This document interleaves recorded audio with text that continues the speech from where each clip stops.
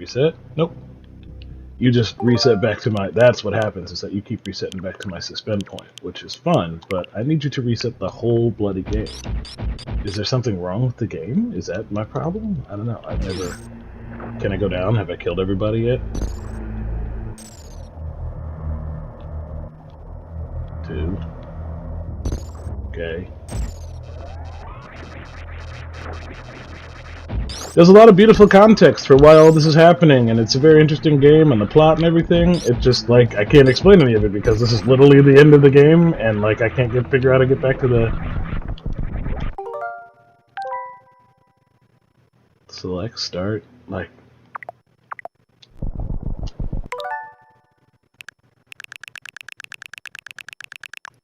This is so great, but I don't want to play... I want to... It's fine. It's really fine.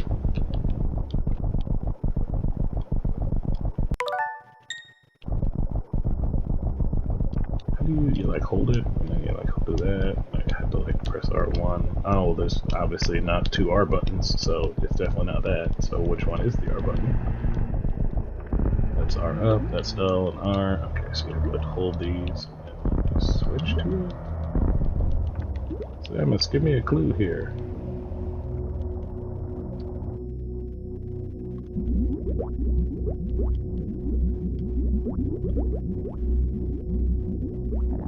Yeah, so, you know, old video games don't do a great job of just, like, resetting, right? You know, like, you don't have, like, a pause menu that, like, neatly goes back to the beginning of the game. So, because this is, like, an emulator or whatever, like, the only thing I can do is hit reset, and it's, for whatever reason, resetting back to the last point I actually stopped playing the game. So, I'm just gonna have to kill myself, because that's the only way the game knows to get me back to the title screen. And then once I'm at the title screen, I should be able to create a new save. This, you know, the whole virtual console thing that's in this, like, it's great that they added all these games, but they did not check for compatibility. So there's tons of, like, weird bugs, weird, like, code problems that don't happen. And, you know, it's fine. I'm not, like, super mad at them for, like, not testing Super Metroid in, like, you know... 2023, you know, this is what, like, literally 30 years after the game came out. I'm fine that it has a little bit of a bug. I just, like, it's a little bit frustrating as a streamer. I sat here for about, well, I'm at the end of the game. Like, if you die here this way, you suck so bad. Like, it's incredible, because, right, like, I got a thing that will bring me back to life even if I die. That's how much, you know, you become a super badass by the end of the game. The only thing I really have to do is go through that door to the left, blow through a couple really strong enemies, and even this isn't even like the end of the game. This is clearly like I beat the game and I went back and got extra stuff. If you are just beating the game, and if you want to speedrun it, I mean, if you want to speedrun it, you can do it, I think, in like an hour, because there's like enough exploits or whatever. But I think way back in the day, the speed, you know, the rate, yeah, 1994 is when this game happened, so, you know, 30 years ago is when the last time this thing got play tested. Alright, so, I'm just going to go ahead and introduce it now, because we're here, and I'll just edit out that part of the video. I'm streaming today, because I want to verify that I can record some Switch games, because there's a couple Switch games, you probably already saw them on the title screen, that I am going to... Yeah, look at that save. 2.5 hours is how long I got to get to the very end of the game. But we're going to go ahead and play on Game C. We're going to start the game. We're going to watch the intro here. And we're going to change the buttons because I cannot handle the defaults. Now, the dash... Like, that's the problem, right? Is that you do have to hold a button to dash, and when you're holding it, you need to shoot and jump. But I think that can be... I don't remember how I used to do it. But that's fine. And then the item select can actually be triangle, and then the item cancel can be that. And then you do need the angles, and reset it. And then, yeah, well, I mean, dude, it's a 30-year-old game. They were not really long. Now games are like 40, 60, 70 hours. Back in the days, like, if a game was like 4 or 5 hours, it was long. If a game was like 10 hours, that was like incredible. So like the big RPGs is in captivity. 20, 30 hours max. That's like you beat the game, you finished You know, like all the real bosses in the game, you collected all the stupid items, everything. So this is, depending on what you do or don't know about Metroid, it's kind of the birth of the genre. It had a couple games preceding it that didn't do a great job of, like, they're fine games, they're great games, but they didn't build the genre. They still had a lot to learn about how it was supposed to play, what was fun, what wasn't fun. This was, in my opinion, the first game that's like this, that was like beautiful, that was like great. It had like a great story, it had like a nice intro, and then yeah, you can beat it in. Well, it has a challenge. You know, if you beat it, the faster you beat it, the more you get a special ending, basically. And the specialist ending is under 3 hours. So the goal, really, as a player, was to beat it, as fast as possible. Now, that being said, the secret ending is like you get to see Samus, like, I think progressively naked, or maybe this game there actually is some plot to it. But in the original game, like, beating it super fast just allowed you to like see her naked, which that's fun. Anyway, well, in a bathing suit. This one, the faster you beat it, I believe there's like goals, there's people on the planet that you can and can't save depending on how long your game is running, but this is also before achievements and like the internet or anything, so we had no idea to know these things were happening. It was just like, you would read an issue of Nintendo Power that, yeah, if you beat Super Nintendo in 3 hours, you actually get this, and it's like, what? I gotta go back. So, you just got good at learning how to like crush games back in the day, because that was the only way to find the cool stuff in the games. There was not going to be an achievement screen that was like, yeah, go to this place and shoot this block and whatever. Yeah, man, fan service is good stuff. Back in the day, now we got some rules about like content, and not even rules, but like developers, I guess, care a little bit more about making their games like interesting rewards. But back then it was like, yeah, show your character in a swimsuit for high scores. That's deep, right? Like, that's what we want. Anyway, some people are into it, some people aren't. I am a huge perv, so it's great, but like, I don't go to my video games from a sex material, and I certainly don't do it in like an 8, like these graphics. Is not, but I guess maybe back in the day, beggars couldn't be choosers. I don't know. But I fell in love with Samus, the character, well, really the game, everything. For starters, her name is Samus, and my name is Sam. She was a super, everybody's dead. So, in case you didn't read all that plot, and I probably shouldn't have talked all over it, but this is a 30-year-old game, so who cares? At the end of the first game, Samus can't kill the last Metroid. She brings it home, or she brings it with her, and then drops it off at this facility, and then before she even gets super far away, they get a distress signal, and then, she comes back, and it's bad. Ridley's here, and so kind of a fun tradition in the Metroid series is you always lose off the rip. There's never been a Metroid game that didn't start with Samus really, and I guess this game was the one that started the trend, yeah, because the original one didn't do that. She just didn't have anything. But you usually start the game with a loss. You can't win this fight. You can shoot him for days and he will eventually give up and the game will advance. But the reality is you're fighting a fruitless battle here, and eventually he's going to get me low enough in health that he just leaves. I think that's, now I'm bleeping, and then he does the, look at these 3D effects, man, so dope! In the 90s. Yep. Metroid trope, getting out before the base explodes, Who doesn't love this?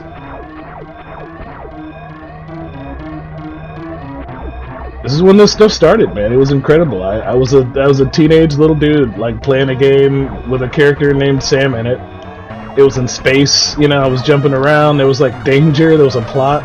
My mind was blown. Anyway, I played this game for days, like just non-stop, days, hours, weeks. I became a master of it.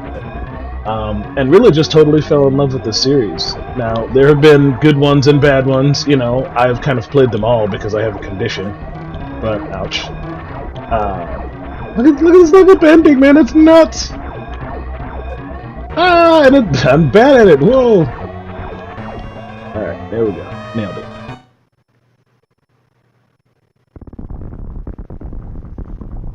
Space station, blown, ruined, toast. I don't know if I'm gonna do the whole game. I'm glad you like it. Glad you like it. This game is amazing. It's just like, for the time, you know, like you do a quick Google search on what kind of video games we were playing in '94, and then you get a game like this, and it's like, what's happening? They're doing what now? Like, that whole thing was just rotating. That's nuts. Mario couldn't do that. Then Mario eventually did do it, and it was like, cool, everybody else got to do it. But that's the point. Like, look at this planet. Atmospheric effects. Cool pose, Samus. Definitely going to use that as a thumbnail. Do I have a dash of any sort? I do. I should probably change the buttons. No, I got it. Look at that. Look at me go. When I was young, me and my friends always wanted to see a Metroid movie, but we always maintained that the developers, you know, like, of movies would never, like, make a movie that was just one person alone on a planet, you know, like, adventuring. They've done some movies since then, you know, that are just, like, single character pieces, but there still aren't a lot of movies that are just, like, one person in the wilds. Even the ones that are, like, one person in the wilds, they very rapidly run into, like, stream picture always the same. I don't know what a stream picture is, but like my stream pictures, orange. Oh well, so the depending on what you're streaming from, you just have to set it up in advance. You know, like when you make a video and you upload it, you got forever and a day to set the thumbnail. You don't even have to set the thumbnail until after it gets posted. But when you do a stream, you have to, excuse me, you have to set up all the stream stuff in advance, including the thumbnail, and then, you know, that's just it. Now, after the recording's done, you know, I think now I could fix it, but I would have to stop playing the game, you know, like I'm playing, I'd have to, like, stop or, like, find a good cinematic scene. Let me see what I can do. Edit settings, customization, slow mode. Yeah, like I have some controls for stream stuff. I could slow you guys, can limit access. Okay, so I could affect the thumbnail. So somebody, I don't even know. Well, we'll see. There's no cinema scenes in this game, so thank you very much. 400 subs is huge for me. It's been I can set the game. Holy crap! Let me do that. Alright, so I have to add to the to-do list before streams to set the thumbnail. Look at that! Look at the security camera! That's crazy! They know I'm here, guys! Oh, man, I'm sorry. I'm just getting geeked out just thinking about this game. Don't say that! Don't give up! Never give up! You know, when I was in the beginning, I had the same feels, man. I had the same feels. I'd never be here. I'd never know what to do. But you'll get there. You'll get there. It's just, it takes time. You can't, like, you cannot, I like that sound, too. It's really satisfying. Yeah, there we go. Can't discredit the fact enough that, like, it takes so much time to build your YouTube channel. It seems like no time, because when you see somebody, like, even by the time someone got kind of big, they've already been at it so long that, you know, it seems like, yeah, man, one day they just, like, showed up and everything was gravy. Where in reality, you know, like, you think about me, I now have been doing this since, I think, 2016, 2013? Like, a really long time is when I actually started... Misreadage? Is when I actually started doing YouTubing. And even back in the beginning, you know, like, we're talking videos that I was really proud of, I was really working hard on. We're getting, like, 17 views. Like, and that was when I was, like, I had face cam on, I was having Logan on, I was doing all sorts of crazy stuff back in the day on my videos that I don't do so much now. How do I get out of here and press start? Yeah, there we go. So I have a morphing ball, and yeah, I think you go back, because now I can go back up to the criteria area.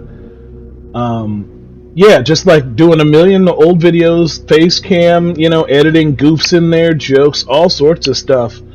13 views, 14 views, whatever. It was soul crushing, and I kept doing it because I was having a lot of fun. Like that's the trick. Oh, these guys the space pirates are abound. All right, love this music, love the sound, love the game. I can't wait till I get the charge gun. I'm just holding the Y button now, which makes it do this like kind of generic auto blind fire, but like most Super Nintendo games, you very quickly you get a charge gun and then you hold down the button. It's interesting. Now that I'm old, when I was younger, it was just like, well, this game has a charge beam too, that game has a charge beam too, but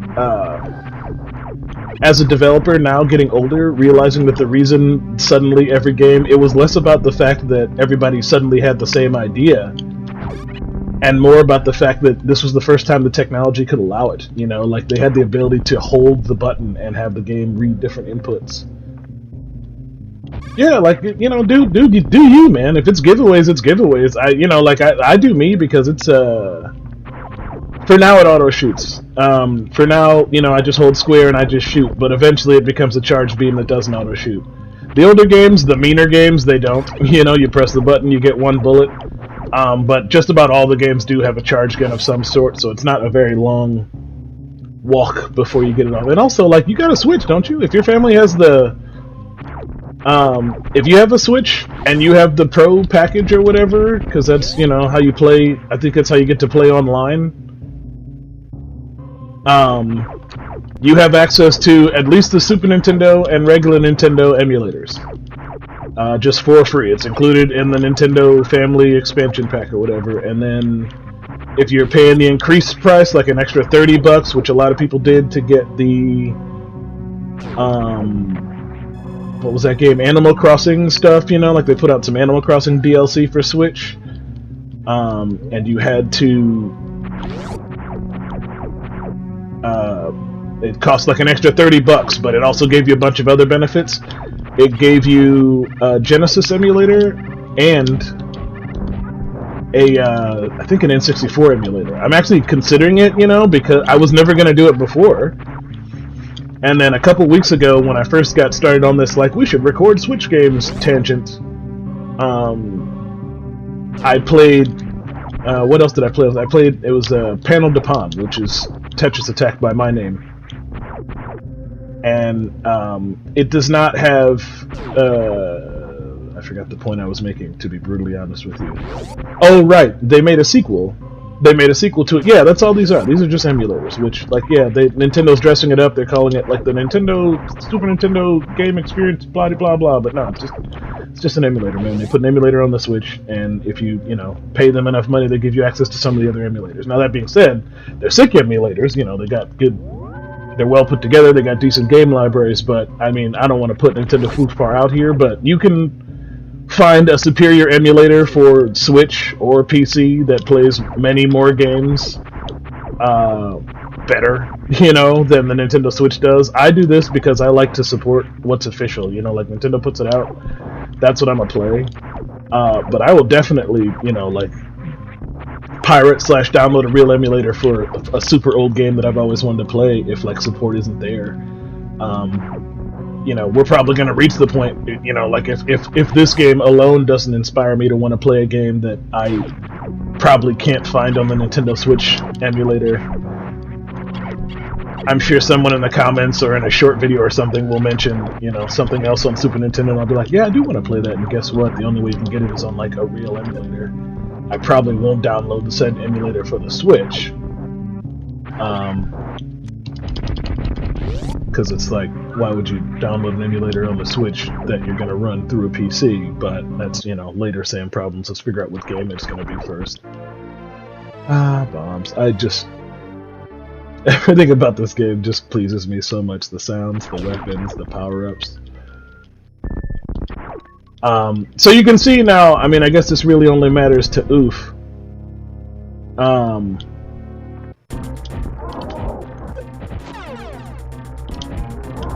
But, they're building me up here.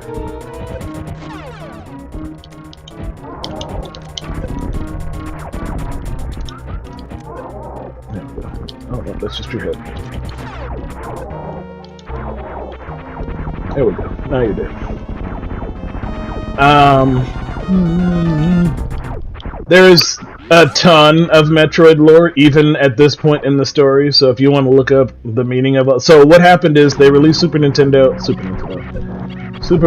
It's million, bazillion, godzillion years ago. It's a hit. It's great, but the trick is the person who develops Metroid either they don't get a lot of ideas or they didn't want to do it a lot because there really aren't a ton of Metroids. It took a long time for there to be many Metroid sequels.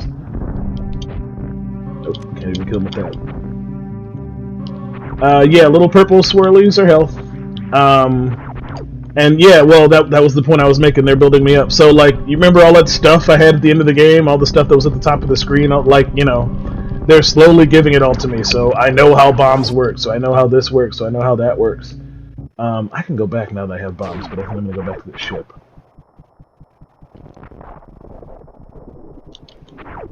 Like, there's a cool dash mechanic. There's so much cool. There's so many cool power-ups in this game. You saw just a fraction of them at the end because some of them are like iteratives. You know, some of them are like you start with a really cool jump, then you get a double jump, then you get a double jump with lightning, then you get a double jump with lightning that bounces off walls, and then there's a lot of moves that are secret moves.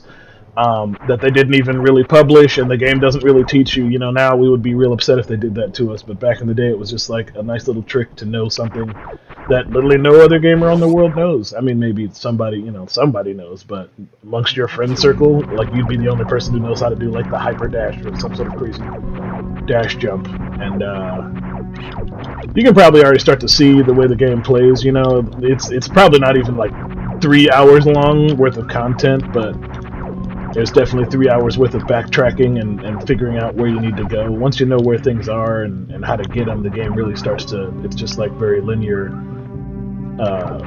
but linear progression. But when you think the game is really long, you know, when you have no idea where you're going, the game just blows up. There's all these mysteries, there's maps, you know, like I still have kind of good memory, a good mental, you know, like understanding of the map, how to fight the bosses and whatnot, whereas, like, I'm sure somebody who's playing this for the first time would be...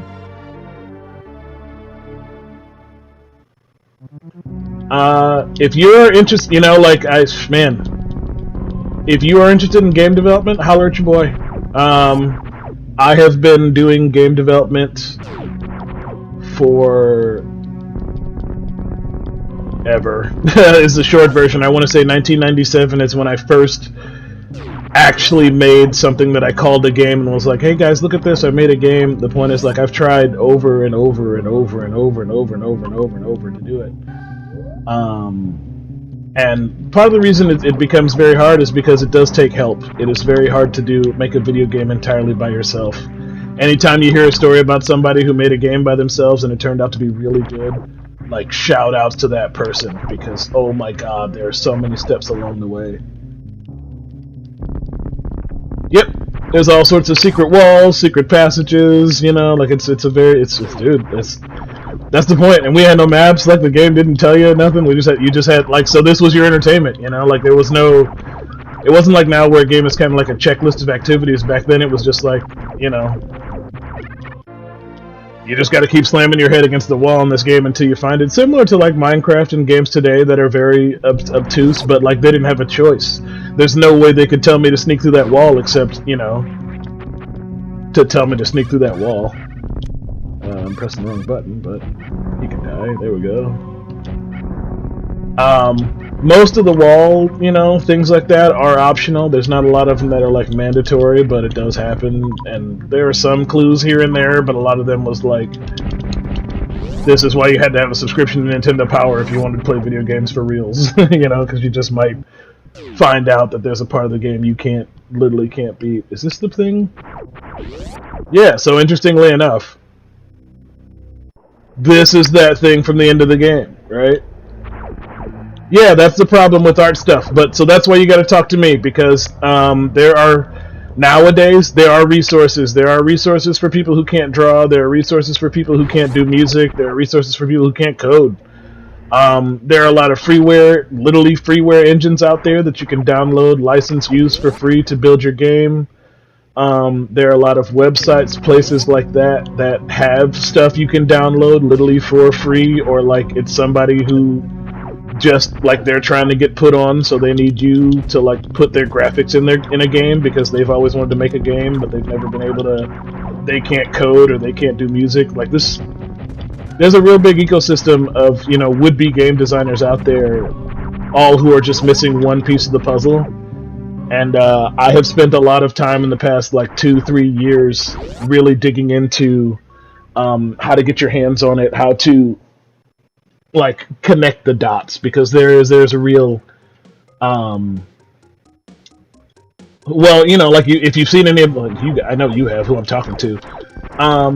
I rant endlessly about how new games are getting crappier. This game is amazing, and it's 30 years old, and you would think that, a game like this that has, like, it has good gameplay in it, guys. You could just do this, and then, like, employ new features. Anyway, there are developers out there who understand that, and that's why there's games like Hollow Knight and Castlevania Symphony of the Night, and even the new Metroid, like Dread, that, like, very clearly have an understanding for the Metroidvania formula and turned it into a really good gaming experience. And then there's games that are like the bad Metroids that are just like, yeah, well, we thought if we just put Samus in like a bikini and ran her around a weird map for a little while, that would be enough. And it's like, no, that's not enough. I think I need the booster to get through here. I don't think I can do it at all. I remember a lot of stuff that's not true, or that's not, like it's later in the game, and I guess we're going back up there later. The weird thing is that I don't actually remember a lot of the map per se, but I do remember the room layouts. Like, I get into a room and that's when my brain is like, yeah, this is the room where there's the thing in the ceiling over there, and this is the room where you run to the left and jump over the thing to the right. But that's all it is, Played it 100 years ago. Point being, so if you're interested in getting game development, like that's already a huge step in the right direction, because you're making the game, like, check out this room. If you kill those bugs, it gets darker, which, like, duh, you wouldn't know it until you screwed yourself pretty badly, but I've played the game, a lot, so.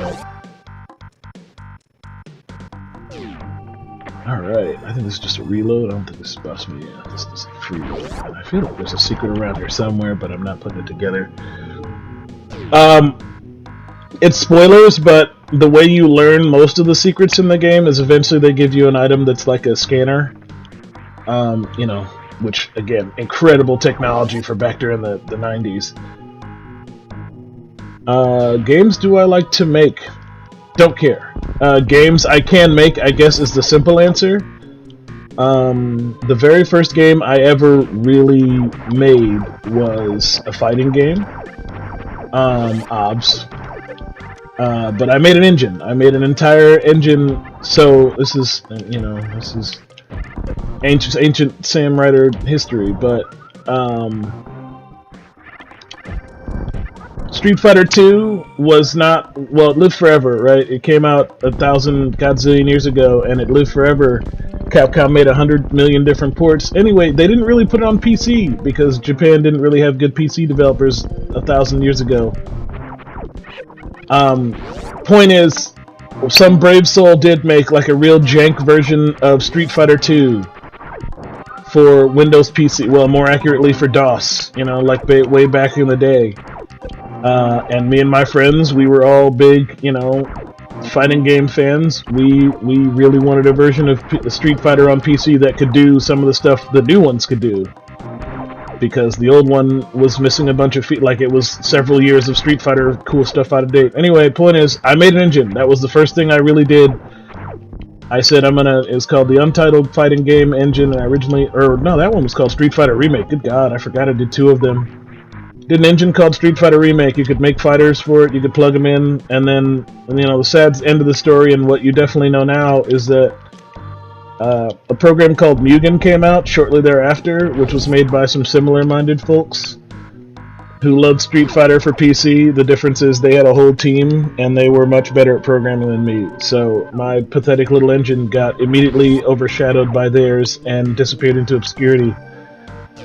But it still existed for a brief moment, so I take pride in that. Anyway, after that, I made a beat-em-up. If you can imagine like Final Fight, you know. It's just side-scrolling, but it was 3D. It was called Ronin Riot because it had a bunch of Samurai Showdown characters. I also have the can't draw problem, except my can't draw problem extends to everything visual, right? Like I can't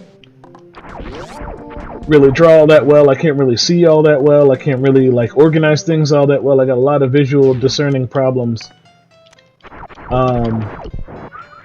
So usually when it comes to making video games or anything, you know, I have to steal the artwork. I have to look at something that is good and then say, you know, come on, big fella, open up.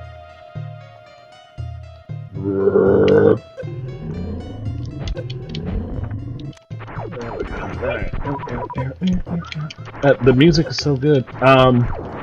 So historically, all the coding, all the gaming projects that I have participated in have used either stolen or heavily inspired graphics. You know, like I took some graphics and then I just like redressed them up a little bit. But kind of to my point earlier, there's the engine that I'm using now for my game development. Like I've mentioned, Chef Game a couple times. Is called Godot. And for about $20, there's someone. It's called Kenny. I think it's called Kenny Assets, but the point is a friend of mine bought it for me a few years back. You only got to buy it one time and then you got a license forever, and they have sprites, they have musics, they have everything. So back in the day I used to steal all my graphics from fighting games. Now I just steal all my graphics from there, and they're a lot more versatile, so I can make a whole lot more different games types than I could before. After Ronin Riot, I made a remake of a card game. So Ultimate Fighting Game Engine died because, you know, Mugen came along, and I didn't really want to compete with, like, you know, like a David Goliath thing. It gets real old in game development. You just like, I'll just let the good one exist. Anyway, they Ronin Riot. What did I? Well, I released Ronin Riot, and I had to stop. I had to stop working on Ronin Riot because I teamed up with a gang. Well, with an interesting individual, but they wanted to make a Dragon Ball fighting game. They'd seen my engine, and they were like, "Dude, we should make a Dragon Ball fighter because we all love Dragon Ball, and no one's ever made a good one." I mean, they had, but you know, most of them didn't get released in the States back then. So I can still wall jump. Look how good at this I am. Wall jump is not documented. You don't unlock it or anything. It's just a weird ability that Samus has that the game, you know, you just, like, if you didn't know it, you wouldn't use it.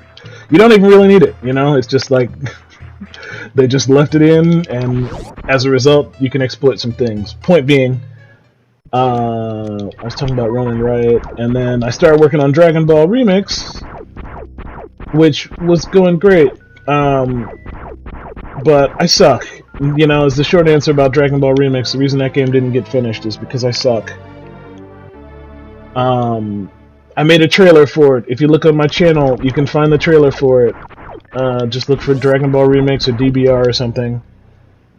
Fighting game, Dragon Ball characters using the old Butoden sprites.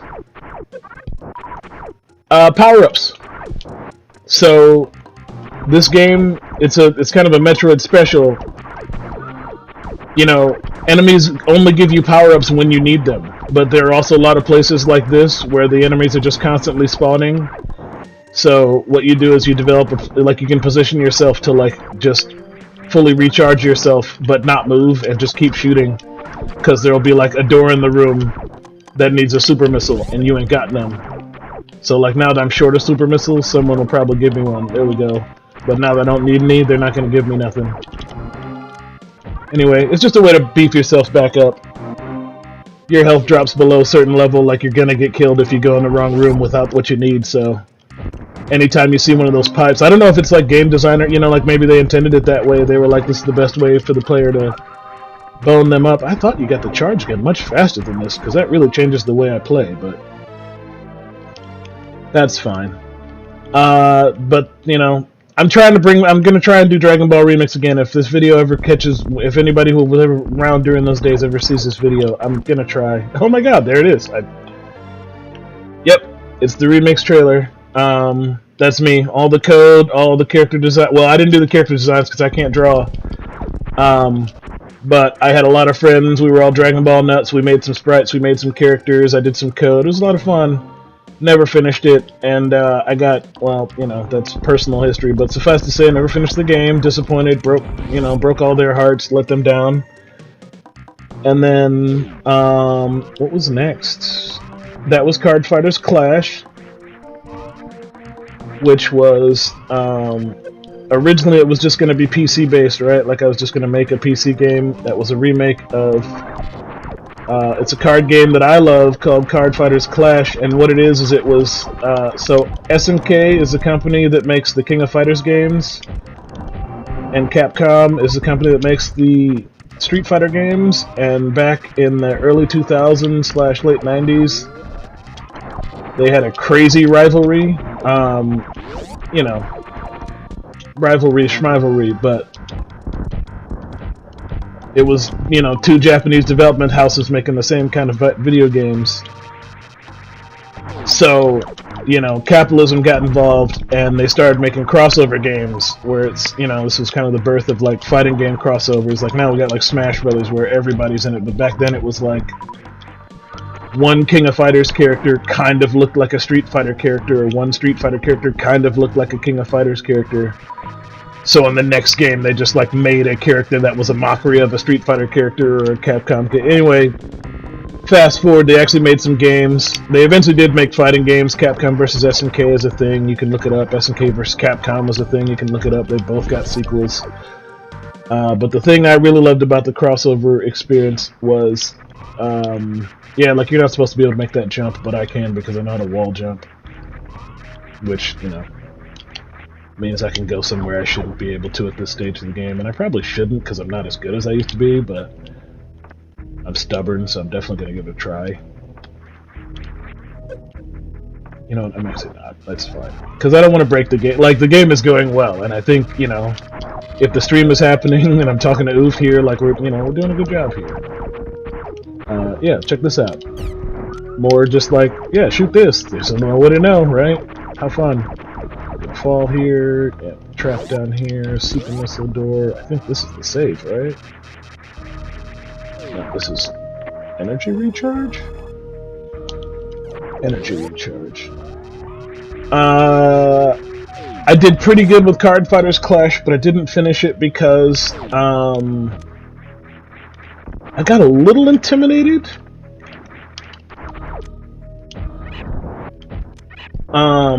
But there was like, I wanted to do more, like, it was like fun to remake the game that existed, like, that was neat, but I was like, dude, we should do more than just, like, remake Card Fighters Clash. Famous last words. Because the act of trying to make the game more, elaborate is what ultimately doomed it. I never got the time or energy or desire to finish it. After I ripped it apart to fancify the code. Yeah. Hey Mario player, what's up? Welcome to the stream. Just playing some Super Mario. Or playing some Super Metroid. Yeah, Card Fighters Clash was, so you both have decks. And all the characters are, like, from fighting games, or, like, Resident Evil characters were in there. There were, like, the Ikari Warriors were in there. These are all super old references, but point is, it wasn't just fighting game characters. And, like, there were, like, a bunch of characters on the map. They all had, like, stories, and you just, like, threw down with each other with cards, and the cards all had abilities. It was, like Magic, but with, like, stuff I was into, and, like, I didn't really like Magic when I was young. I kind of like it now, because I didn't. If I go... Hold on, I'm cooking. Oh my god, I'm cooking. Hold on. I'm cooking. I can turn the menu bar off. It's in the settings somewhere. Well, I like the sound of that. I had a lot of problems in here earlier. I don't know if I want to mess around here some more. I think I'm going to just live with it for now. I appreciate the assist, Mario player, and I'm definitely going to look into it in the future, but I already had, like, a bad experience in that menu, like a really bad experience, and I just can't go back right now.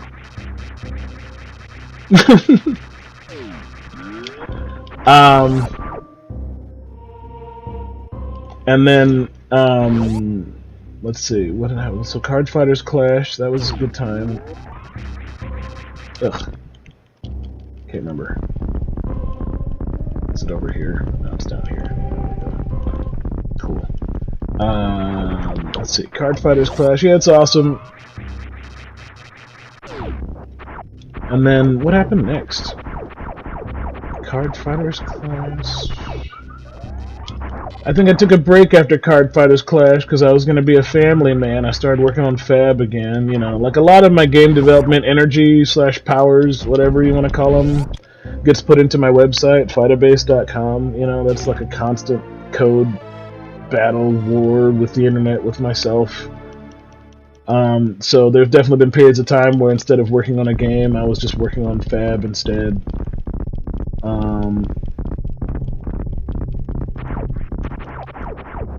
Can I get up there? No, I think I'm about to go. Because the thing I need to get past all this stuff is a much better... Yeah, it's a much better weapon than... an exploit. Oh, I got the high jump boots. Yeah, we should talk, man. We should talk. Tell me about your ideas, because that's really how I do it. You know, like so. I guess I didn't finish the story. I'm sorry, I didn't finish the story, because you were asking what type of games I meant to make. After Card Fighters Clash, which is card battle game, whatever, cool. The next real game I worked on was called Agent Black, and it's a web game. But it was the idea behind it was that you could like it was like a Sim City type of game, but it was something you played in the web. So you could. I think I have to kill this little jerk before I can go out, right? Yeah.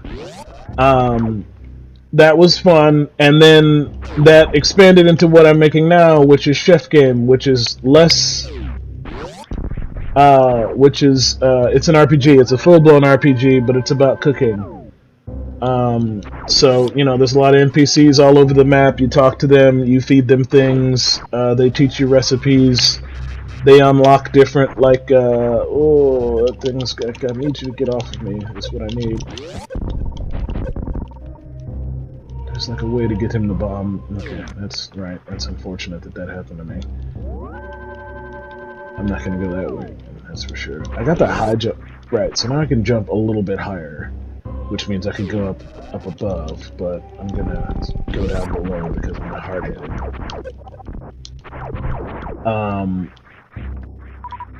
So as soon as I finish with the current Fab renovation, I'm gonna get back to Chef Game. I wanted to have it done by the end of the year, actually, was my original goal, but that very quickly turned out to be a pipe dream, because I just had a lot to do, but the end of the year has not gone the way I anticipated it to.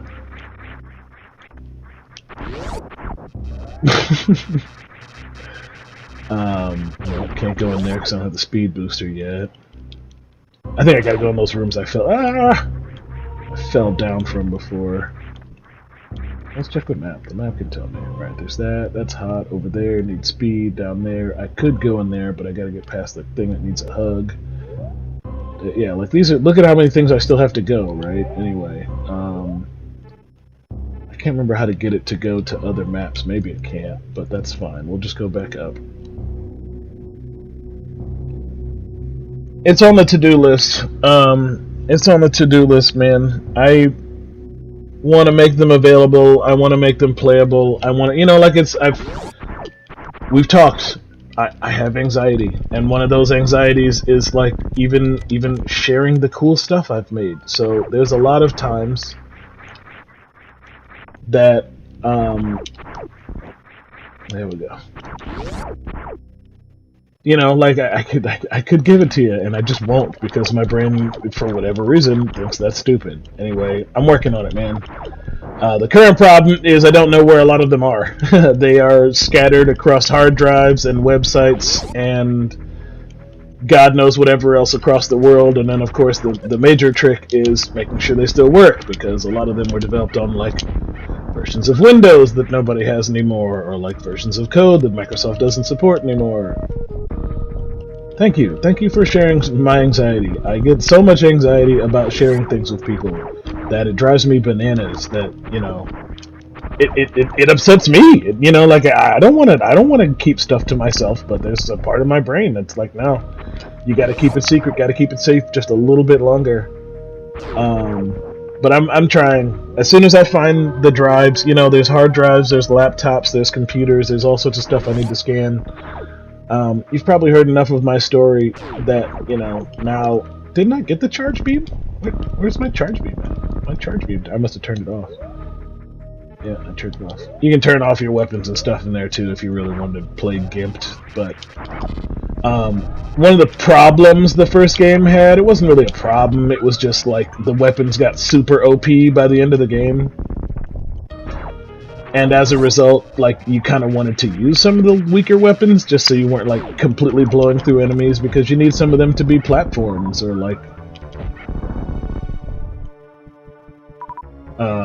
whatever... yeah, this crap. So this is, believe it or not, this little guy here, he's a throwback. He's a throwback. It's fun. He's a boss in the first game, named Kraid. Ow. And see, there's another one of those tough. So yeah, that is their intention. This is where they want me to, like, recharge myself before I go fight Kraid. That little guy, that's all he did in the Nintendo game, and he was the worst. He just fired those little spines at you and made you want to kill yourself. And then when they redid him in the sequel, which you're gonna see him, you know, you're like, oh my god, there's Kraid, look, I killed him really fast, he's easy. But, hang on a minute. Look at that, a space soldier with bugs on him, that poor guy, he's dead. This weird eye thing. There we go.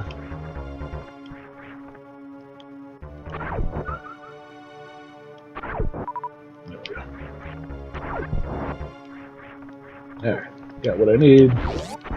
Go in here, do some shooting.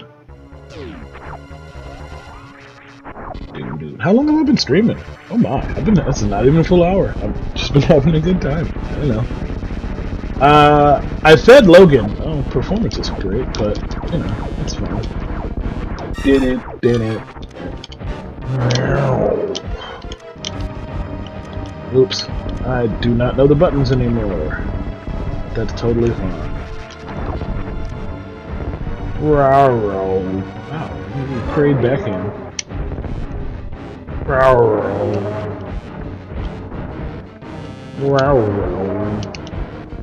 Love these sound effects, love these games. I might play Chrono Trigger, believe it or not. For starters, I love Chrono Trigger. That is probably my favorite RPG of all time. Like, if I had to put a fine point on it, you know.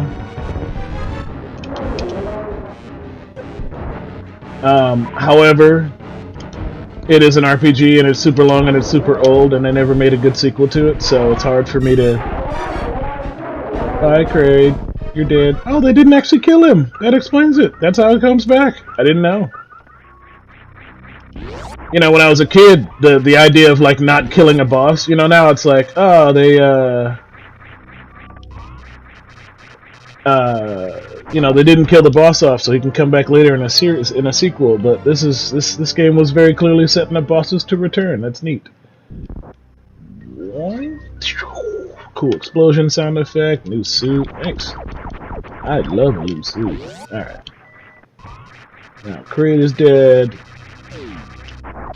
You know, it's like Minecraft. I'm not the one who came up with, you know, monster torture areas. I'm just the one taking advantage of it. If the Minecraft developers want to change the rules on how monsters spawn and handle power-ups, then I'll develop a new strategy. But I feel like I got this one very specifically from, like, Nintendo Power. They were like, listen, this is the way to get your stuff back up when you're playing Metroid. Get to practice your aim, get to practice your charge. It's so much fun. 3, 4, alright, I don't need any more super missiles. That's enough.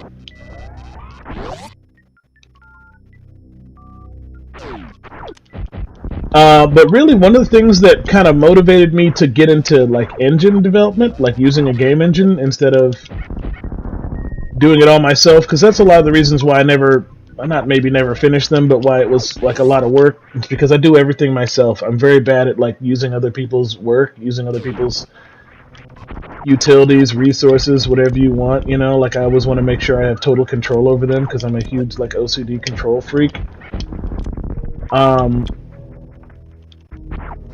Now it's not so hard because Logan does just like a ton. There's farms that let you instant kill move, and I'm just realizing how yeah, it's bad when you think about it from the monster's perspective, but you know, don't think about it from the monster's perspective. Think about it from your perspective and be selfish, and then it's fine. Logan started playing Roblox a lot of Roblox, and that was the first place that I saw that, like, yeah, and even, you know, I'll be honest, I've seen your videos, Oof, you know, like, because Logan plays a lot of the same stuff, and most of the stuff he plays is not, I mean, it's I don't want to say it's not interesting, but it's like, it's Logan stuff, and, like, me and him, we do have different gamer personalities. But when I watched your video and I saw, you know, like some of the videos you do just of trolling, it's like a very interesting, you know, like there's so much you can do with Roblox. So now, it's like, you gotta like, what is it? You gotta like charge your gun and then, I can't remember how to get them off me. It's bombs, that's it.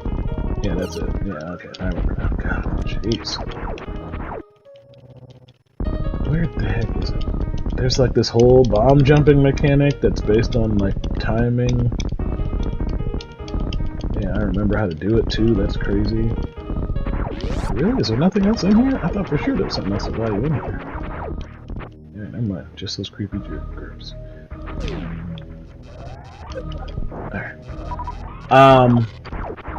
So yeah, like holler at me if you got video game ideas, if you want to test some stuff, if you want to play some stuff. I mean, like, believe me, as soon as Chef Game is functional, as soon as Chef Game is a real game and not just like a weird tech demo on my laptop, I am going to shove it down so many people's throats. Like, it'll be on my channel, it'll be, you know, like on my YouTube, like everywhere. You'll be able to download it, you'll be able to play it, you're gonna love it.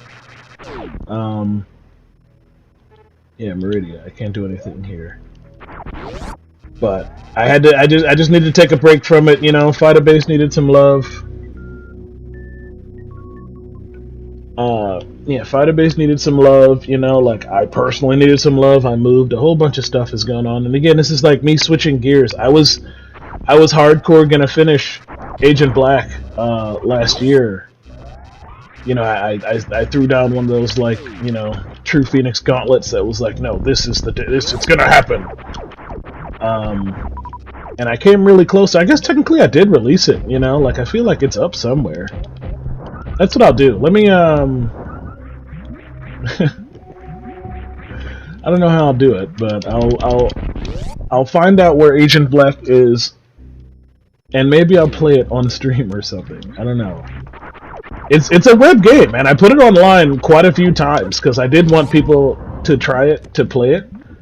The issue is just that you know, for starters, I've forgotten. Well, like I used to use Twitter a lot, and you know, Twitter's ruined now, so I can't use it. And as a result, like that's where a lot of my links were. Well, you know, the morons in charge of Twitter now, like they just delete your posts if you don't use the system anymore. So all the stuff that I was bookmarking forevermore, like if I ever needed to come back to it, is gone now, which means I got to go back onto my actual web space and figure out where I actually put it. Or find like some old blog post or something I sent to Facebook. It's just a lot of work for a game that doesn't work that great because I never finished it, you know. My bombs, no. My bombs are just, they give me this little boost. They do, you can screw yourself, you can bomb yourself into like the lava or something. That's a thing that happens pretty regularly, but, oh boy. None of your weapons can... You have no friendly fire in this game. I think some of the later ones, she did get some friendly fire weapons. I've been playing a lot of Dead Space, which, you know, not that Dead Space and Super Metroid have a lot in common, but yeah, like you can speedrun. So that whole area I went through there, the reason I can go through it now is because I have the Various suit, which protects me from heat, right? So this room does not have the heat restriction. So if you can run through the hot rooms and then just regenerate yourself, you don't have to get the Varia suit. That's like the first you know, like exploit of most of the Metroid series because they use the various suit a lot.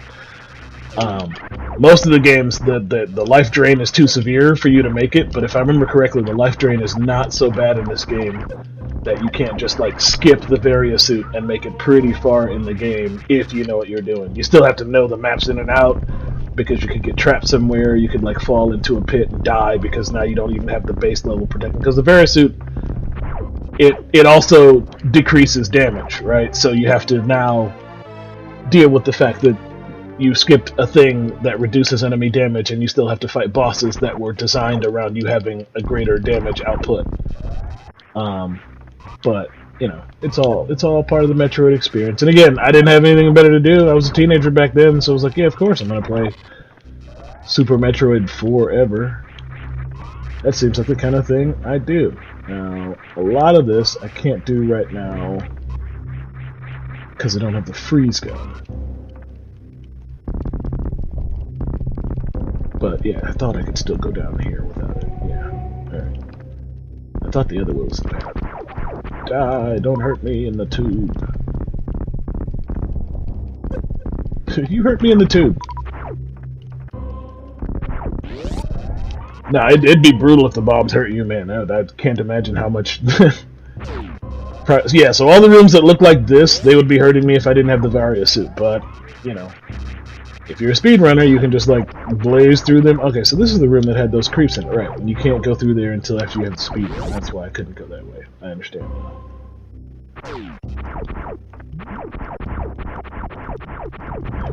But it's also like, ah!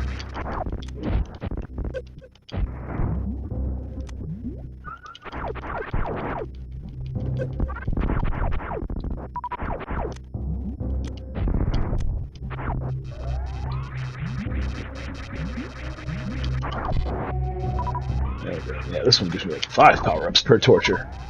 I hate that now in my brain this is just torture, but I guess, you know, I need it. Sorry. Yeah, that's torture. Alright, cool. Can I get in here, or do I need something special? It's just that weird thing on the wall. I don't know. I don't remember. And I can't go through there because I don't have a phase beam. This is just a good place to charge my batteries. Weird rooms that my brain tells me are important that aren't. Oh, was that something of value? No, it's just a way back up. Hippity hip. Listen, they all torturing me. I'm an adventurer. I'm an adventuring, you know... she's actually a bounty hunter. That's a fun piece of trivia. So, the developers, the Japanese guys that made this game, you know, the Japanese don't really speak English natively. They didn't know what the word bounty hunter meant. So they just called her a bounty hunter in the US translation of this game, and it just, like, that's it. Anyway, she's not a bounty hunter. She's at best, like, you know, like an explorer or something, like Han Solo, you know, like a treasure hunter or whatever, but it stuck, you know, because it's a cool sci-fi word for someone to be a bounty hunter, and that was like 2 or 3 games later when they were like, okay, now she can finally hunt some bounties.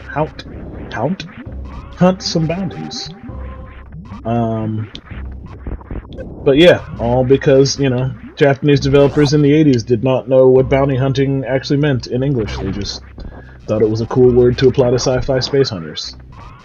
Now, I'm sure there's a Japanese word that means bounty hunter that they would have, you know, like, Lord knows what her actual title was in Japanese, but, you know, I grew up with the weird space bounty hunter Samus Aran, and I always... Well, that's the thing. She doesn't hunt anything. She just murders them. Like, there's no, you know, like, she'll never get paid for this. It's not like anybody hired her to go to this planet and hunt down the space pirates or anything. Or, you know, like, even the first one was like, she had to go eradicate the Metroid situation. It wasn't like she was going to go pick a particular one off and, you know, make some... This is why I developed the policy of shooting these things. In case it wasn't obvious, the lava is rising. That's what's happening in this room. And if you were much worse or unaware of that, you would be... Well, let's see how high it gets. Does it get really high? Yeah, it's getting pretty high. It's going pretty high. You know, this is danger. Check this. This is Super Nintendo danger. Yeah, she's not at all a bounty hunter. It is just, I mean, I think she is now. You know, again, I want to say that, you know, at a certain point they finally booted her, you know, and like wrote some bounty hunting into her plot. But no, her origin plot is that she's like, I don't even know if she's human. I think she's human because there's like a comic book. They wrote like a quote unquote canon comic that explained everything that was her true origin. But I think, you know, one of the games went back and they showed, like, they rebooted it. They didn't reboot it. I guess you can call it a reboot. Metroid, not Fusion, not Zero Mission. Metroid Zero Mission was the one they released that it is basically a redo of either the very first one or this one. I want to say it's the very first one, but in that one they finally included a bunch of plot details because there was like dialogue and like the Nintendo one has no plot details. You're just like a girl in a power suit on a weird planet. Most people didn't even know she was a girl because there's no boobs on the suit, right? But if you beat the game in like 3 hours or less or whatever, then you take off the suit and she's got a bikini on underneath and you're like, oh my god, she's a girl. Anyway, when they did Zero Mission, they not only went back and they explained everything that happens in the first game, but they also explained why she's wearing a bikini under her superpower suit and everything. And that's where Zero Suit Samus, if you know her from the Smash games, came about. That was when they acknowledged that she was actually a character and not just an Easter egg in the end of the game. For some reason, she has a very special suit underneath the suit, and they gradually started to explain the canon of like her relationship with the Chozo, because she's not a Chozo, but she is a Chozo, because she's like honorary Chozo, or maybe she was kidnapped by them. I don't know all of it, right? Because as much as I love the Metroid series, I hate the terrible games in the series, so I haven't played them and I haven't learned anything about their stories. So while I know everything about Metroid, you know, Super Metroid, Zero Mission, Fusion, a couple others, there's like Other M, the third Prime game.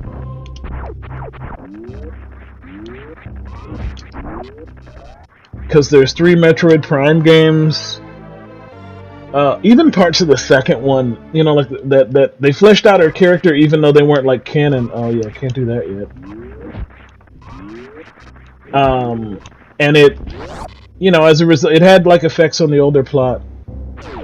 Didn't even know it was a she. Yeah, well, most people didn't. It's a huge character plot point. You know, they've made some efforts here and there to like, what do you want to like femalize it, to like, you know, to make her be more feminine, I guess. But like, you know, one of the core components of the game, the like main game, has always just been, you know, this character in a weird bulky suit, and the fact that it's a lady underneath is actually kind of luxury writing. Yeah, I played and beat Dread. Believe me, I played it. It's like 2 weeks. 2 weeks is how long it took me from launch to beat. Because I played it non-stop. It was the first like Metroid game I played in forever that really scratched the itch. Because the only thing prior to that I played and really enjoyed was the Prime games. And while I do enjoy the Prime games, they're not Metroid games. You know, like they're first-person shooters. I don't mind, you know, that there's a, you know, like a Metroid offshoot, a spin-off or whatever concept, but it just, you know, it doesn't scratch the itch the same way. So when Dread came out, man, I was all over it. I played it non-stop, you know, for like days, for hours, there it is. I know it's up there somewhere. Alright. More torture, a little more power-up torture. There we go, right. Yeah, well then, like, because Zero Suit Samus is a thing in the 2D ones, I don't think she even appears in the Prime games. I think in the Prime games she has a series of, like, her whole bit, like, she's getting corrupted in those games, and her OG suit and everything, like all her OG weapons and everything, she loses access to them over the course of the game, which is why she needs all the new Prime toys during the course of those games. But in these older games, yeah, they just kept bringing the old suit back. They wanted to, it's so good. Dread is so, I played that too. Believe me, There's no point, you know, spoilers, whatever. Oh, this is a fun one, but I need to do this first. Where is it? Where is it? Where is it? Where is it? It's not in here. Oh, I'm not gonna make it. Doesn't matter. Alright, so this is gonna be super dramatic. Check that crap out. Ladies and gentlemen, the Super Nintendo. And then...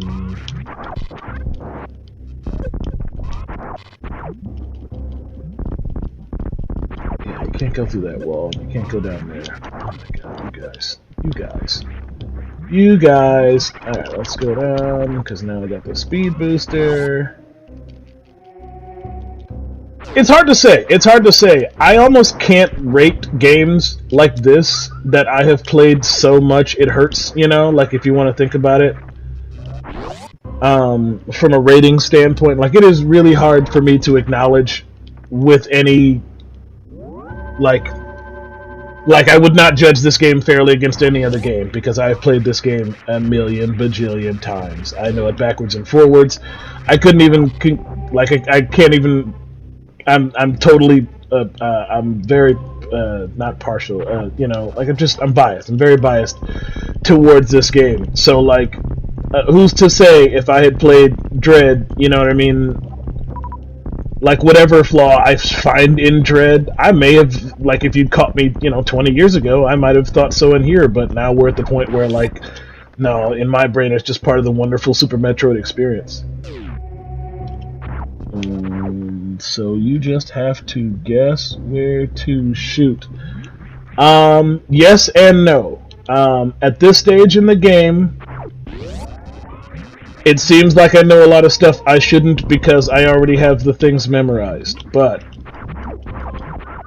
most of these things that I am unlocking that are just like secret entrances, I am like you would just be prevented from going through there because you know you don't have whatever you need to do it yet.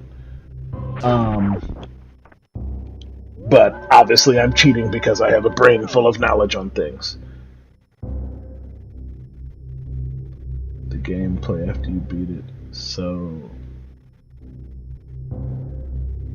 yeah. That was this one. Yeah, the faster you beat this one, the more stuff the ending showed you. That's right. And that's how you learn all the secret moves. Now I remember. Yes, thank you very much, Michael. Yes, class. Yes. So the reason you beat this one in, you know, super speed was because the length of the ending. Right, yeah, because you had to save your buds and everything else. Yeah, I'm starting to remember. This game is great. The point is, like, this game is great. This game is a great demonstration and just like a master class in like game design decisions. And part of the reason why, you know, why I rag on other games is because, dude, they were doing this in the 90s, you know, before most people who are gamers today even existed. People had already come up with these concepts, these principles, these enemy designs, and they did them well. And then someone came along and they saw it and they were like, yeah, I should make a game that's just like that. And they made it crappy. Don't make a crappy version of Super Metroid. Just make your own thing and have it not be Super Metroid, because the second you call it Super Metroid, you ruin it. Stupid fat hobbits. I don't know how much longer I'm gonna go. Like, I fed my son, and like, I'm, you know, we're over an hour now, and I don't like to go over an hour, and I can't go in there because I don't have a freeze gun. Ow, nice shot. Oh, right, I gotta get in there, but how am I gonna get there? I can't get in there because of these. There we go. How about that? How about some of that action? There we go. I'm in here, and then... what's this? This is the freeze gun! This game is really mean. Yeah, like, I can assure you, if Dread made me do something like that to find the freeze gun, I would be pissed. I would be like, I can't believe they didn't tell me how to get the freeze gun, but, you know. Back in the day, I was just like, yeah, you gotta fall through the thing, and then you go back up to the thing, and then you have the freeze gun, and now you know how to do it. So, I don't know if I would ever, you know, like, but I will say comfortably that there are good Metroid games and there are bad Metroid games. And, you know, Dread is one of the good ones. It is, that's a bad decision that I just made that's gonna haunt me. There we go. Alright.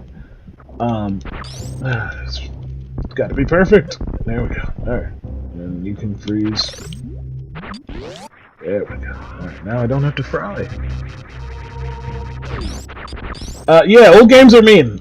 You do just sometimes have to guess what you're doing. They don't care. They, you know. When you play a game today that's like, you know, like Elden Ring or something, that's like chock full of like frustration or whatever, you have to keep in mind those are the people who played games like this and thought the best part of them was the hard parts. Like, they thought what was cool about this game was that you got lost in a room and couldn't figure XYZ out, and they were like, yeah, I should make a whole game that's nothing but that. And I'm not really down with that. That's not really how I like to design or play video games, but what I'm learning as I get older is that there's a lot of people out there who like to design, maybe not trolley games, but just games that are like, you know, there's just no way to know. There's no way to fully understand what's next, and part of the gaming experience in those games is that kind of like terrible suffering of not understanding. Okay, so now I have the ice beam, so I can go back up, and you know, it bugs me to death. I do not like playing games where I don't know what I'm doing now. No. I would say so. To address the first point, has the internet ruined secrets? No. The internet has enhanced secrets 1,000-fold. When what the internet has done has given people another bad way to do things. That's all. You know, like, if you want to blame the internet for... Wait, I think I can... Is this a run? No, it's not. You know, the internet came along and gave bad developers another way of doing things. That's all. But it also gave good developers another way of doing things, and that's the important part, right? Is that, like, for every game out there where they hid the secrets poorly and then Nintendo ripped it apart, right? Like, that happens constantly. There's a game out there that hid a bunch of clues in their game and on the internet, and it's one of the greatest experiences of the world, i.e. Undertale. You know what I mean? Like, it can be done right. You just have to do it right. Now, that being said, you know, like, Undertale is 1 in a million. You know, like, and that's the problem with the internet and with the market at large, right? Is that instead of having one of these every year, every 5 years, every 10 years, every whatever, we have a bunch of mediocre developers, and I mean mediocre in its, you know, legitimate development, which is middle of the road, not necessarily terrible, not necessarily great, but everybody's trying to make an Undertale. Everybody can try and make an Undertale, and the internet shows us quite plainly that not all of us can do it. Not everybody's Toby Fox. Not everybody is Scott Cawthon. Not everybody is Shigeru Miyamoto. And so, you know, the same gamers who have to play games that are made by geniuses, that are made by people who really know what they're doing or want to put a lot of effort and thought into their craft, will also play the games by developers who put 5 minutes worth of effort in. And yeah, guess what? If you don't put the time in, then yeah, the internet application in your game is going to be shit. But, you know, like motion controls, like stealth segments, like, you know, video, like 3D. No, man, it's just another tool. It's just another tool for video game developers to use. And if they do it great. If they do it bad, we all pay the price. Yeah. No, the internet has done a lot of harm. The internet is a very dangerous, bad place, but that's not the internet's fault. That's because the internet, you know, it's because we all have access to the internet. It's because back in the day, you know, the market, the industry, the game, the concepts, everything, it was gatekept. Only a few chosen few people could actually participate in the thing that we're doing now. You know, like this conversation I'm having with Uth about developing games. In the 80s, you know, when this game was made, it's just not a thing, right? There's just no way he and I can talk about an engine that I downloaded that would allow him to make a game on any scale, much less a game as good as this or any other game. That being said, you know, like, I could be an asshole, he could be an idiot, you know, like, the same kind of conversation is happening all over the globe between people of all, like, interest and skill levels. So, you know, I think what we need to do is to use less of our energy to, like, maybe not tear down the bad, but it's just like recognize that it's just a bad application, you know, like, just recognize that when you see, you know, when you see something that sucks, whether it be because they implemented something poorly, they did something poorly, or because the internet tore it apart, it's like, you know, that just they just did it bad, and, like, not everybody's gonna do it good. But when you see something that's great, like when you see something that takes advantage of new technology, of new scenarios, of things people have learned, and it's gold, like, I would never say we need less of it because of the bad things that happen.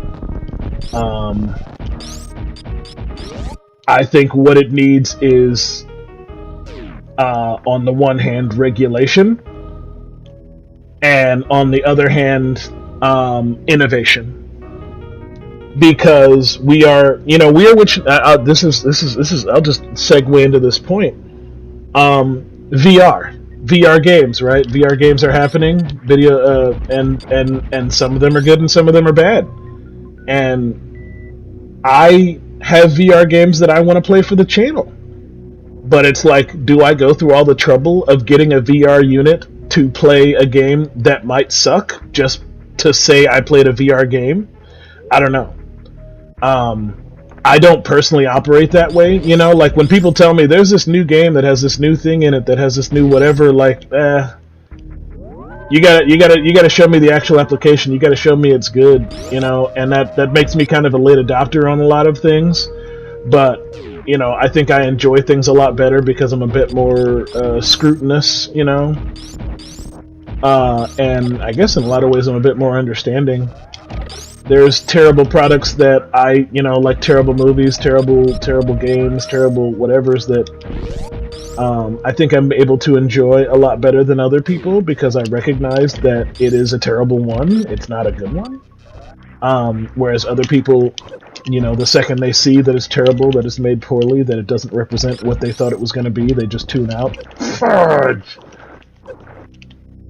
No, I escaped. Whew. Normally you just have to eat that twice. Alright. Power bomb. Anyway, no, I think the internet has been nothing but a benefit to all of us. I think, unfortunately, it's just been a benefit to terrible people. And terrible people exist. But I would not tear down the internet because it has terrible people in it, any more than I would tear down any other systemic human organization. Okay, so this is the first thing you can do as a Super Metroid Play gamer to figure out the secrets in a room, okay? This power bomb, right? Now, number one, the power bomb is super powerful. It just eradicates these things. Well, it does damage to these things, and if I used, I think, 3 of them, they would die. But when it does that big conic blast that shows you everything, I'm going to try and see if I can find a good example. Nope, not one here. You gotta find something that it can't destroy, but of course it can destroy everything around here because this is the power bomb teaching moment. I'm gonna find one. You will see the blocks be highlighted in what they need, which is it's a stupid thing to try to explain. I just need, I don't know. Give me a minute. We'll get there. Give me a minute. I'll explain what I'm talking about. The point, the practical application is you can use power bombs in any room where you suspect there's a secret, and it will highlight what you might need to get through that secret, even if it doesn't destroy it. So, like, let's just do it here, for instance. No such luck. But if there had been a secret brick somewhere, either it would have been destroyed, or it would show me what it needs to be, what I need to use on it. So, like, nope, it opens those. I don't know. And also, this is a fun little, circular moment for anybody watching the stream, and maybe a good excuse for me to stop. Is I'm back here. And actually, what I need to do, I'm going to do one more thing out here, and then we'll get out of here. Oh, let me highlight my point and do what I'm talking about. Alright, so I know how to get through this wall here, right? If you use one bomb on it, okay, well that worked. I wasn't expecting that to work. Never mind. I thought it was speed booster, but point is, when stuff requires the speed booster, it has an icon on it that looks like the speed booster. When it requires a bomb, it has an icon that looks like a bomb, etc. But what I need to do,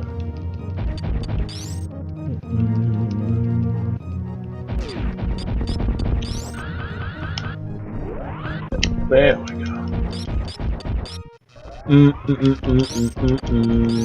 Oh, now I'm out of super bombs. But I also went the wrong way, so that's fine.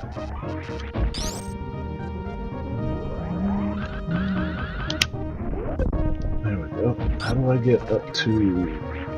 Oh, it was up and to the right. Yeah, that's it. Alright. Un momento, por favor.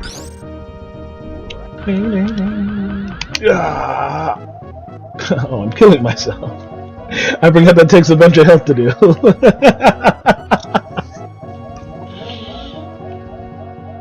Alright. I would like to say.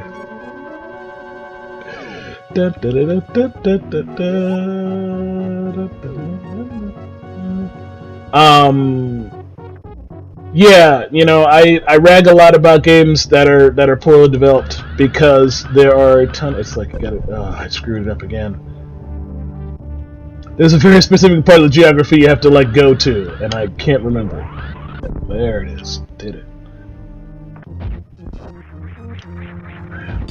And then up here. But these are things, again, to address your point, there's no way you would know this is up here unless you know it was up here. Like, you would have to beat the game, look at the map, and be like, there's a small gap in the map up there, I better go check it out. And that's how you'd find this spot. That was old game design, because we didn't have the internet. We didn't have a wiki to tell you. So, you either made a game that was smart enough to give the player a reason, an incentive, a momentum to go up to these. Otherwise, why would you go their places? Or... your game sucks because no one's ever going to find all your secrets. And now we have the internet, so yeah, you could just put a page on your stupid Facebook page that's yeah, go to this, whatever. But that's not fun. You're just telling your players, the people who are playing your game, to open a web browser anytime they have a controller in their hands. I'm not doing that. I have a controller in my hands. I used to be, because I had to be, because I used to be a speedrunner. Sad, shameful history that I don't like to talk about anymore because people ask me to do it, is I used to really specialize in breaking games.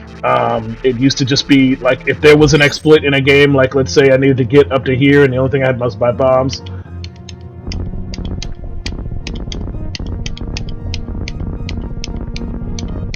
Let's see.